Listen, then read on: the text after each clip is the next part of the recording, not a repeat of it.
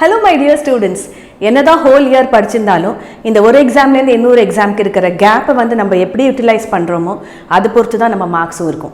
So how to plan and read during these gaps that are there in between the board examsல அத பத்தி தான் இந்த வீடியோல நம்ம பார்க்க போறோம். So what are we waiting? Let's directly get into the video and see what the time scheduling is all about.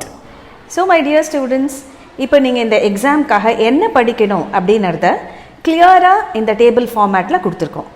So இப்போ நீங்கள் பார்த்தீங்கன்னா இந்த ரோஸ் இருக்குது. இந்த ரோவில் பார்த்தீங்கன்னா எவ்வளோ நாள் கேப்ஸ் இருக்குது உங்களுக்கு அப்படின்றத டேட்ஸ் நாங்கள் மென்ஷன் பண்ணியிருக்கோம். அடுத்தது பார்த்தீங்கன்னா காலம்ஸ் இருக்குது. இந்த காலமில் ஃபஸ்ட் காலமில் எவ்வளோ லெசன்ஸ் நீங்கள் கவர் பண்ணணும், அதுக்கப்புறம் மார்னிங் என்ன படிக்கணும், ஆஃப்டர்நூன் என்ன படிக்கணும், ஈவினிங் என்ன படிக்கணும் அப்படின்றதையும் நாங்கள் கிளியராக மென்ஷன் பண்ணியிருக்கோம். ஸோ ஏன் இந்த மாதிரி டிவைட் பண்ணணும் அப்படின்னா, சில லெசன்ஸ் வந்து ரொம்ப ஈஸியாக இருக்கும், அது வந்து உங்களுக்கு ஆஃப்டர்நூனில் போட்டிருக்கோம்.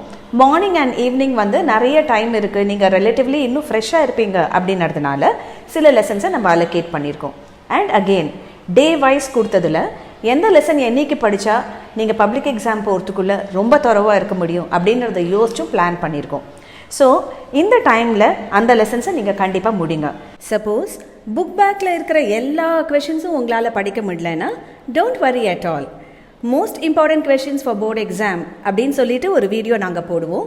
அதில் இருக்கிற கொஷின்ஸை நீங்கள் தரோவாக படிச்சுக்கோங்க. So there is no need for any of you to panic or get worried. நல்ல சூப்பர் பிளான் உங்களுக்கு கொடுத்துருக்கோம். இதை நீங்கள் நல்லா யூஸ் பண்ணுங்கள்.